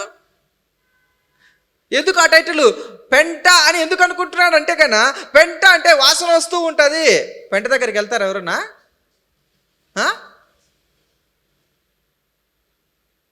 పెంటను చూస్తారా పదే పదే? చూడరు. ఎందుకు పేరు పెట్టుకున్నాడంటే, ఈ లోకం అనేది ఒక పెంట ఖచ్చితంగా, ఈ లోకంలో లోకాశ అనేది ఒక పెంట ఖచ్చితంగా, ఈ లోకంలో ధనం అనేది ఒక పెంట, ధనం అనే ఆశ ఒక పెంట, ఈ లోకంలో ప్రేమ అనేది ఒక పెంట, ఈ లోకంలో స్నేహం అనేది ఒక పెంట, ఈ లోకంలో సినిమాలు అనేది ఒక పెంట, ఈ లోకంలో త్రాగుడు అనేది ఒక పెంట, ఈ లోకంలో మరి సిగరెట్స్ తాగేది ఒక పెంట, ఈ లోకంలో చెడు తిరుగుడు అనేది ఒక పెంట. ఈ టైటిల్ పెట్టుకొని, ఆ టైటిల్ పెట్టుకున్నాడు కాబట్టి పోలేకపోయాడు. ఇంట్లో అంటారా తల్లిదండ్రులు, ఎరా పెంట తింటున్నావరా నువ్వు అని చెప్పిన మాట వినకపోతే అంటుంటారు అప్పుడప్పుడు. ఎన్నిసార్లు చెప్పారా సినిమాకి పోతాని? ఆ చిరంజీవి సినిమా వస్తే ఫస్ట్ రోజు వెళ్ళిపోతావు. మీరు మంచోళ్ళే. నేను వెళ్తుంటే అప్పుడు తెలియదు కదా. ప్రేమైన వాళ్ళరా, పెంటతో ఎంచుకున్నానంట. అందుకనే పెంటతో ఎంచుకున్న పౌలుకు ఏ కిరీటం ఇచ్చాడు? ఏ స్థానం ఇచ్చాడు? ఏ అధికారం ఇచ్చాడు? ఊహించలేం మనం. దేవునికి స్తోత్రం. కాబట్టి ప్రియమైన వాళ్ళరా, మోసెస్ కూడా in the same manner, the same way Paul ఎట్లయితే ఎంచుకున్నాడో, తనకు ప్రాణం ఉంటే చాలు, నాకు అన్నీ వదిలేసుకొని వచ్చేసాడు. హల్లెలూయా. ఒక్కసారి చివరకు ఒక మాట చదివి ముగిచేద్దాం. చూడండి ఒకసారి లూకా రాసిన సువార్త 16వ అధ్యాయము 13వ మాట చదువుకుందాం. ఏ సేవకుడును ఇద్దరు యజమానులను సేవింపలేరు. వాడు ఒకని ద్వేషించి ఒకని ప్రేమించును, లేక ఒకని అనుసరించి ఒకరిని తృణీకరించును. మీరు దేవునిని సిరిని సేవింపలేరని చెప్పెను. సిరిని అంటే సిరి కాదు అక్కడ. సిరి అంటే ధనము. మరి మీరు అట్లా అనుకుంటారు యువనస్తులు. మరి సిరిని కాదు. సిరి అంటే బ్రాకెట్లో లోకాశలు. సిరి అంటే స్నేహము. సిరి అంటే గన చెడు స్నేహాలు. సిరి అంటే దానికి సంబంధించిన ఆశలు. హల్లెలూయా. ఏంటి, నువ్వు ఒకవైపు అక్కడుండి నేను ఇక్కడ ఉన్నానంటే ఎంత బాగుంటుంది అంటారు అట్లా కదా. పేరెంట్స్కి అప్పుడప్పుడు చెప్తున్నారు, చర్చికి వెళ్తున్నాం మమ్మీ అని. ఎంత చక్కగా డబ్బులు తీసుకొని చర్చి దగ్గరికి వచ్చి ఆ పక్కన నేను సినిమా హాల్కి వెళ్ళిపోతాం. మళ్ళీ టయానికి మళ్ళీ మనం యాస్టిస్ ఇంటికి వెళ్తాం. ఎక్కడికి వెళ్ళొచ్చు? చర్చిగా. చాలా సంతోషం అసలుకు. ఏం చేసావు నాయన, చర్చిలో ఏం వాక్యం చెప్పారంటే, మమ్మీ ఆకలి అవుతుంది అన్నం పెడతావు తర్వాత మాట్లాడదాం. మీరు మంచోళ్ళే, నేను చేసి అట్లా, అందుకని అంత కాన్ఫిడెంట్గా చెప్తున్నా. దేవునికి స్తోత్రం. ప్రేమైన వాళ్ళరా, ఎందుకు ఈ మాట నేను చెప్తున్నానంటే, మరి నువ్వు జాగ్రత్తగా లేకపోతే నువ్వు ఎవరి లిస్ట్ కిందకి వస్తున్నావు అంటే, దేవుడికి నువ్వు సేవ చేయడం లేదు, దుష్టుడికి సేవ చేస్తున్నావు. దేవునికి స్తోత్రం. ప్రేమైన వాళ్ళరా, ఏ విధంగా ఉండాలో నువ్వే ఒక్కసారి ఆలోచించుకో. హల్లెలూయా. కాబట్టి ప్రేమైన యవ్వనస్తులారా, దేవుని చిత్తం చేయాలని కోరిక నీకుంటే, దేవుని చిత్త ప్రకారం నడవాలని ఆశ నీకుంటే, దేవుడి ప్రణాళిక ప్రకారం నువ్వు జీవించాలని కోరిక, ఆశ, ఆ వాంఛ, ఆ జీల్ నీలో ఉంటే గనా ఖచ్చితంగా లోకముతో నీవు తెగదెంపులు చేసుకోవాల్సిందే. ఓ చెయ్యి ఇటు పెడతా, ఓ చెయ్యి అటు పెడతా, చూడు కదా దేవుడు. మనం అనుకుంటుంటాం లోపల, ఏంటి పేరెంట్స్ చూసినప్పుడు ఇటు భక్తిగా, పేరెంట్స్ ఉన్నప్పుడు రారంగా పోదాం దా, అసలు బయటికి దిగినాం కదా, అసలు బండిది అసలుకు. సో ప్రతి ఒక్కటి దేవుడు చూస్తున్నాడు, ప్రతి ఒక్కటి దేవుడు చూస్తున్నాడు. Everything is recorded. హల్లెలూయా. కాబట్టి ప్రియమైన వాళ్ళరా, ఈ లోకపు నటన అంతమయ్యే రోజులు దగ్గరలోనే ఉన్నాయి. దేవునికి స్తోత్రం. యాకోబు రాసిన పత్రిక 4వ అధ్యాయం 4వ మాట చదువుకొని మనం ముగించుకుందాం. వ్యభిచారిణులారా, ఈ లోక స్నేహము వైరమని, ఎవరితో వైరమంట? దేవునితో వైరమని మీరెరుగరా? నేను రాయలేదని ఆ మాటలు ఎవరు రాశారు? యాకోబు రాశాడు. అంటే ఎవరిని అంటారు తెలుసా? వ్యభిచారం. మీరు ఏదో అనుకుంటున్నారు వ్యభిచారం చేయడం అంటే, ఏదో అట్లా కాదు. ఎట్లా అనుకోండి, ఒక చెయ్యి ఇటువైపు పెట్టి ఇంకొక వైపు ఇటు చేయి పెట్టడం, ఇంట్లో ఒక రకంగా ఉండడం, బయటికి వస్తే ఇంకొక రకంగా ఉండడం, చర్చిలో ఉంటే ఒక రకంగా ఉండడం, బయటికి వెళ్తే ఇంకొక రకంగా ఉండడం.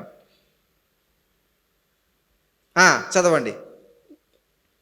ఈ లోక స్నేహము దేవునితో వైరమని మీరు ఎరుగరా? కాబట్టి ఎవడు ఈ లోకముతో స్నేహము చేయగోరునో వాడు దేవుని శత్రువగును. దేవునికి శత్రువగును. ఏందన్నా మమ్మల్ని శత్రువులు చేస్తున్నావు నువ్వు అంటావా? నేను చేయడం లేదు. మీరు లోకంతో స్నేహం పెట్టుకుంటే మీరే శత్రువులు అయిపోతారు. You should be very careful. కాబట్టి ప్రియమైన వారు, యవ్వనస్తులారు, మీరు అందరూ వస్తున్నారు. దేవుడి ప్రణాళిక మీ పైన ఉంది. దేవుడు ఇక్కడ కూర్చున్న మీ పైన దేవుని పిలుపు ఉంది. కొంతమందిని ఎన్నుకుంటున్నాడు, కొంతమంది పిలుస్తున్నాడు, కొంతమందిని ఏర్పాటు చేసుకున్నాడు, అందుకని వాక్యం ఇస్తున్నాడు. హల్లెలూయా. కాబట్టి ఒక నిర్ణయం తీసుకో. ఈ రాత్రి వేళ, ప్రభువా, నేను ఆ లోకం వైపు వెళ్ళను, ఆ లోక ఆకర్షణ వైపు నేను వెళ్ళను, ఆ డబ్బు ఆశ పైన నేను ఉండను, ఆ సినిమా ఆశ పైన నేను ఉండను, ఆ త్రాగుడనే ఆ ఆశ పైన నేను ఉండను, ఆ వ్యసనం పైన నేను ఉండను, ఆ పరిస్థితుల వైపు నేను వెళ్ళను, ఆ ప్రేమ పైన నేను ఉండను, ఆ పరిస్థితులకు దూరంగా ఉంటాను, నేను పరిశుద్ధంగా జీవిస్తాను. ఒక నిర్ణయం తీసుకుంటే మోషేని పిలిచిన దేవుడు, పౌలును పిలిచిన దేవుడు రాత్రి నిన్ను నన్ను కూడా పిలుస్తాడు, నిన్ను నన్ను కూడా వాడుకుంటాడు. నమ్మకం వస్తుందే కదా. ఏమండి, బైక్ కొని అంటే నేను డాడీ ఓకే అని కొనిస్తాడా? చెప్పాలి ఏమైనా వస్తుంది మీరు. ఏమవి కారు నడిపిస్తావు కదా, బండి నడిపిస్తావు కదా పండు. ఇంట్లో పేరెంట్స్ అడుగుతానే తీస్తారా? మా ముందు నువ్వు నడిపితే కానీ, రెండోది మమ్మల్ని గుచ్చిపెట్టుకుని నడిపితే కానీ, మూడోది డ్రైవింగ్ లైసెన్స్ ఇస్తే కానీ, కొంతకాలం నువ్వు వేరే బండిలో నడిపిస్తా వస్తూ ఉంటే, రొంత ప్రాక్టీస్ అయిన తర్వాత, రొంత ఎక్స్పీరియన్స్ వచ్చిన తర్వాత అప్పుడు కొత్త బండి ఎక్కిస్తా. తల్లిదండ్రులకు నమ్మకం వస్తేనే ఏదైనా ఇస్తారు, అంతేనా? మరి మోషే కూడా ఏం చేస్తున్నాడంటే, దేవునికి నమ్మకం కలిగించడానికి, అయ్యా నేను నీ పని చేస్తానయ్యా, నేను నీ వైపే ఉంటానయ్యా, నీ కోరిక ప్రకారం జీవిస్తానయ్యా, నీ ప్రణాళిక ప్రకారం నడుస్తానయ్యా, నాకు ఈ లోకాశలు ఏమీ వద్దయ్యా అని అన్నీ వదిలేశాడు. హల్లెలూయా. మనస్సులో నువ్వు ఎప్పుడైతే వదిలేస్తావో ఆటోమేటిక్గా అవి చచ్చిపోతాయి. మనసులో పెట్టుకున్నావంటే ఎంత వాక్యం చెప్పినా ఏం చేయలేవు. మనసులో గూడు కట్టుకుంటే ఎవరైనా తీసేయగలుగుతారా? No, it's impossible. అందుకనే నీ మనస్సులో నువ్వు వాక్యాన్ని పెట్టుకోవాలి. ఎప్పుడు యవనస్తులారా, మీరు పాపము చేయకుండా ఉండాలంటే ఏం చేయాలంటే 119వ కీర్తనలో చాలా చక్కగా రాయబడుతుంది. వాక్యమును మీ హృదయంలో చేర్చుకోవాలి. వాక్యం వస్తే ఏమవుతుందంటే, వాక్యము మరి కలుగుడుతోనే, వాక్యం చదువుటలోనే నీకు వెలుగు కలుగుతుంది. ఆ వెలుగు నీ హృదయంలో చీకటంతా, పాపమనే చీకటంతా, లోకమనే చీకటంతా కొట్టివేస్తుంది. హల్లెలూయా. రాత్రి వేళ మరి నిర్ణయం తీసుకుంటావా? జెంట్స్ అనుకుంటారు అంతా మా గురించి చెప్తున్నాడు ఈరోజు, అసలు ఏం చెప్పరాని.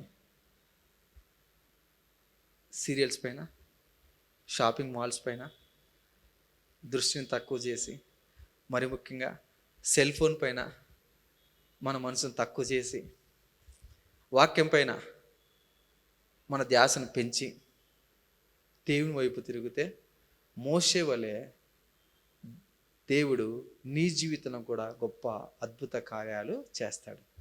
హల్లెలూయా. కాబట్టి ఇంకా మనము మోషే చెప్పిన సాకుల దగ్గరికి వెళ్ళలేదు. లేమ్ ఎక్స్క్యూజెస్ ఇంకా వెళ్ళలేదు. దేవుడు ఆ సాకులకు దేవుడిచ్చిన ప్రత్యుత్తరాలు ఏ విధంగా ఉంటాయో తెలియదు. మన కుటుంబంలో మాట్లాడుకున్నట్టే ఉంటాయి. ఎంత దేవుని చిత్తం అయితే నెక్స్ట్ వీక్ మరి ఆ వాక్యాన్ని మనం ధ్యానం చేసుకుందాం. రాత్రి వేళ కళ్ళు మూసుకొని హృదయపూర్వకంగా, ప్రభా నువ్వు మాతో మాట్లాడావు ప్రభా, సో మేము నీ వైపు తిరుగుతున్నాం, మా హృదయములో ఉన్న ప్రతి ఒక్క లోకాశలు మేము తీసేస్తాం అని హృదయపూర్వకంగా కళ్ళు మూసుకొని మీరు ఒక్క నిమిషము ప్రార్థన చేసుకుంటే దేవుడు మీ అందరితో మాట్లాడతాడు. నిన్నే ప్రేమింతును యేసు, నిన్నే ప్రేమింతును,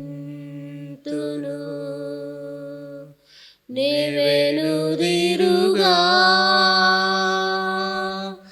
నీ సన్నిధిలో మోకరించి, నీ మార్గములో సాగెదా, నిరసించగ సాగెదా, నేవెనుదిరుగా, నేవెనుదిరుగా, నేవెనుదిరుగా,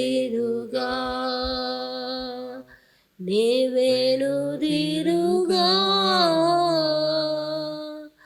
నేవెనుదిరుగా. చెప్పబడిన వర్తమానం నిమిత్తం మన మధ్యలో ఉన్న రిషిక లేచి ప్రార్థన చేస్తుంది. స్తోత్రం ఆయన. Thank you Jesus, thank you father, thank you holy spirit. Hallelujah, hallelujah, hallelujah. పరిశుద్ధ దేవా, యేసయ్యా తండ్రి, తండ్రి దేవా, మరియు మాకు ఈ సమయాన్ని దయచేసినందుకు మీకు వందనాలు చెల్లించుకున్నాం దేవా.